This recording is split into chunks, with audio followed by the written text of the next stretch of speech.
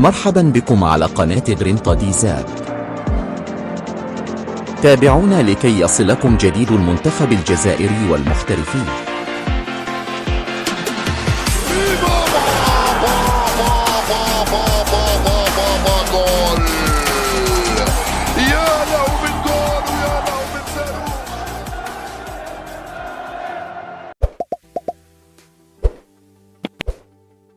كشفت بعض التقارير الإعلامية عن تواجد نادي إنجليزي كبير يريد التعاقد مع متوسط ميدان المنتخب الوطني الجزائري فارس شيبي.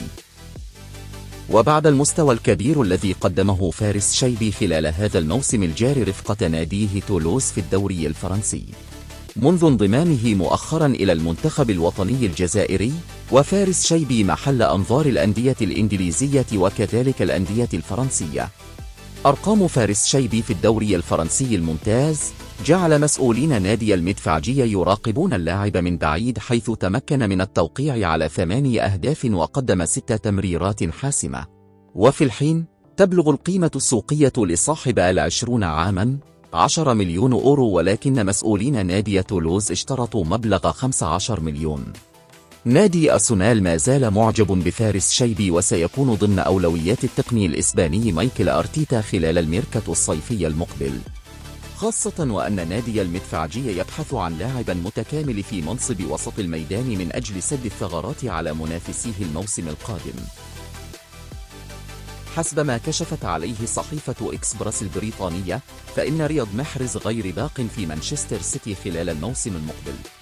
لقد اقتنع قائد المنتخب الوطني الجزائري بأنه حان وقت الرحيل عن صفوف نادي مانشستر سيتي الإنجليزي في الميركاتو الصيفي القادم.